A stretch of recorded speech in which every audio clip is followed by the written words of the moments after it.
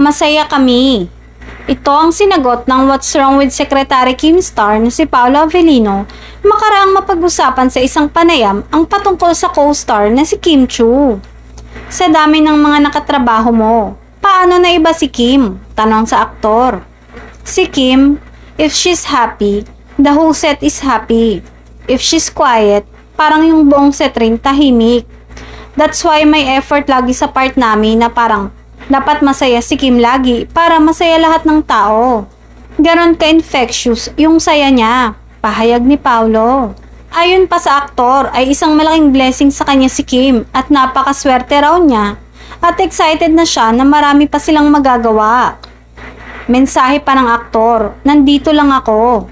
Usap-usapan pa rin kasi kung ano na ang tunay na status ng on-screen love team ni na Paolo at Kim.